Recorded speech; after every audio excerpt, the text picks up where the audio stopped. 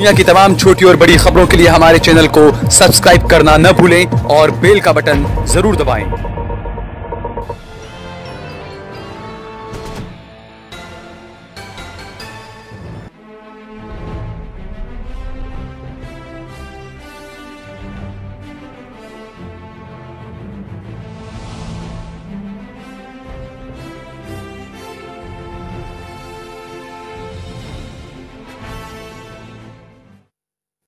देखिए प्रतिपाल, सबसे पहले मैं ये कहना चाहूँगा कि एक दौर था जब राजनीति में जब नेता आते थे वो तो जनता की सेवा के लिए आया करते थे।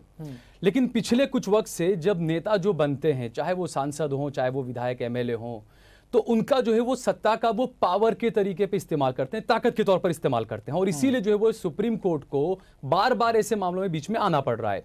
दूसरा, आप देखिए मणिपुर के ये मामले में शुरुआत कहां से हुई।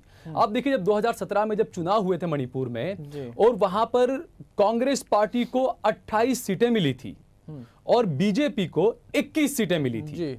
60 सीटें हैं वहां पर, बहुमत किसी पार्टी के पास में नहीं था। नजमा हेपतुल्लाह वहां की गवर्नर हुआ करती थी।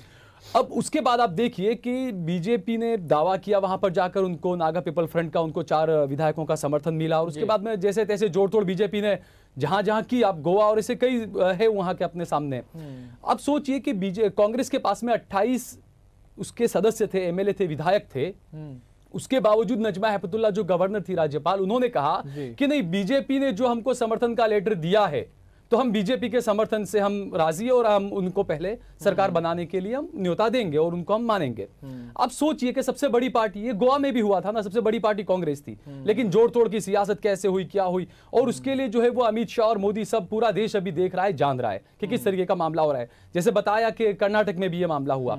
तो सीधी बात है, देखिए ऐसा एक नजीर जो है वो नेताओं को पेश करनी चाहिए। जो मैंने कहा कि अब नेताओं में जो है वो जनता का काम करने का जो होना चाहिए जज्बा, वो अब नहीं रहा है। नेता जो है अब सिर्फ पावर के लिए अपना इसका नेतागिरी का और सत्ता का उपयोग करते हैं। वरना आप देखिए कई लोग ऐसे थे, कई एमएलए ऐसे हैं जिनको या तो स्पीकर निकाल देते हैं बाहर, उनकी सदस्यता रद्द कर देते हैं, या हाई कोर्ट से या सुप्रीम कोर्ट में जाकर उनकी सदस्यता रद्द होती है।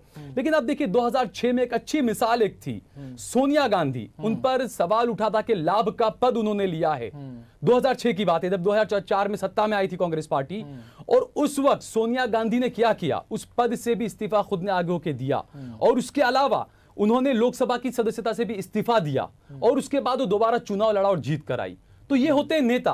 क्या इस तरीके की और मिसालें हमारे देश को नेता पेश कर सकते हैं? जब नहीं करते हैं, इसीलिए सुप्रीम कोर्ट को, हाई कोर्ट को बीच में आना पड़ता है। और आप देखिए 2014 के बाद से अब तक सबसे ज्यादा ऐसे मामले मोदी जी के कार्यकाल में सामने आए हैं कि सुप्रीम कोर्ट को और हाई कोर्टों को दखल देना पड़ा है। अटल जी भी थे, सहल जी, जिन्होंने एक वोट के लिए उनकी आज की मिसाल दी जाती है, अटल जी की भी। नहीं, बिल्कुल उनकी, और अब वही मैं कह रहा हूं ना कि वो एक नेता थे, लेकिन उसके बाद में 2014 के बाद से किस तरीके की राजनीति हो रही है कि देश के युवा देख रहे, देश की जनता देख रही, पूरा देश देख रहा है, और लोग हंस रहे हैं। अब आप विदेश में आप जाइए, विदेश में भी लोग हंसते हैं। अब हमारे यहाँ पर लोग कहते हैं कि विदेश में डंका बज रहा है, लेकिन विदेश में लोग हंस रहे हैं हमारे लोकतंत्र पे, जिस तरीके से धज्जियां उड़ाई जा रही 2014 के बाद से। जी એટલે ચોક્કસથી ક્યાંક સહલ કુરેશી દ્વારા બંને પક્ષ છે, ભાજપ અને કોંગ્રેસ, તેઓને ક્યાંક ઘેરવામાં આવી રહ્યો છે। યજ્ઞેશભાઈ, શું કહેશો? રીતે સહલભાઈએ જણાવ્યું છે કે ક્યાંક ને ક્યાંક અત્યારે હાલમાં જે સેવા કરવા માટે જે નેતાઓ છે તે રાજકારણમાં નથી આવતા, માત્ર ને માત્ર પોતાના ખિસ્સા ભરવા માટે આવે છે। અને પ્રજાનો પ્રતિનિધિ એટલે ભારતના લોકતંત્ર મુજબ ચૂંટાયેલા પ્રતિનિધિની એક ઇજ્જત હોય છે, અને એને જો એ રીતે આપણે પડકારીએ કે પ્રજાની સેવા કરવા નથી આવ્યા અને પોતાના ખિસ્સા ભરવા માટે આવ્યા છે। अरे बिल्कुल, तभी तो वो लोग मंत्रालय के उसमें लालच उनको देते हैं, और वो लोग मंत्री बनने के लालच में पार्टी पलट लेते हैं। पक्ष पलटो भी मंत्री बनने के लिए लालच में करते हैं ये लोग, उनको बोल देते हैं। प्रश्न यही है कि अभी जो नेता आते हैं राजनीति में, वो बाहुबली नेता होते हैं या उनके ऊपर बहुत सारे केस भी चल रहे होते हैं। बिल्कुल जी। अब बीजेपी कहती है कि कांग्रेस वाले और राहुल गांधी और ये सब जमानत पे हैं, तो आप अमित शाह को भी देखें, तड़ी पार रह चुके हैं, जो गृह मंत्री हमारे। तो सिक्के के दोनों पहलू को देखना चाहिए। और सुप्रीम कोर्ट ने आज जो कहा वो क्या कहा? सुप्रीम कोर्ट ने सिर्फ ये नहीं कहा कि भाई इसकी कुछ अलग व्यवस्था की जाए, साथ ही सुप्रीम कोर्ट ने यह भी कहा है कि मणिपुर में कांग्रेस के जो विधायकों को लेकर ये अर्जी दाखिल की गई है, उस स्पीकर को सुप्रीम कोर्ट ने यह भी कहा है कि आप 4 दिन के अंदर इस पर फैसला लें, क्योंकि कांग्रेस की मांग थी कि वहां पे जो एंटी डिफेक्शन लॉ होना चाहिए, जो भी वहां पर मामला हो, जिन लोगों ने पक्ष पलटा किया, और वो लोग गए कांग्रेस में से भाजपा में गए थे, बिल्कुल भाजपा में गए वो लोग। तो सुप्रीम कोर्ट ने यह भी कहा है कि अब इतने टाइम से लंबा लटका कर क्यों रखा, कौन सा स्पीकर? आप खुद सोचिए ना, मणिपुर में किसकी सरकार है? क्यों इतना लटका के रख रहे हैं? क्योंकि 2019 का जब लोकसभा चुनाव होना था तो मणिपुर में जो नागा पीपल फ्रंट जो है, जिसके 4 एमएलए थे, 4 विधायक थे, उन्होंने बीजेपी को समर्थन दिया था, उनकी सरकार बनी थी। हालांकि अभी भी उनके पास में 2 विधायक ज्यादा हैं, यानी सत्ता अभी भी रह सकती है।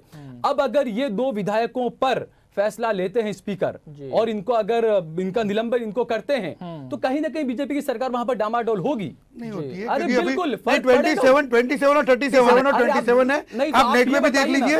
अच्छा चलिए बता, आप देख लीजिए, नेट में देख लीजिए। ये बता, नहीं आप ये बताइए तो उसके बावजूद भी स्पीकर ने अब तक क्यों रोक के रखा, इस पर फैसला क्यों नहीं लिया?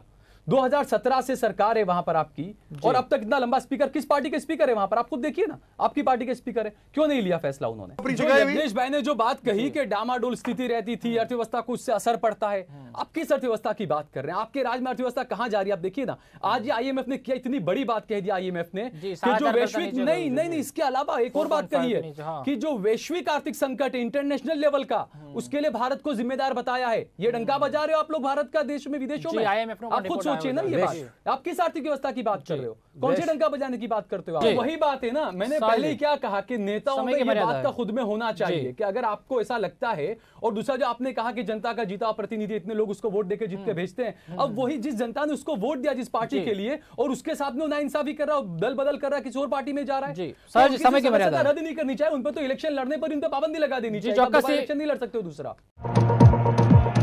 आप देख रहे हैं देश लाइव, देश की आवाज।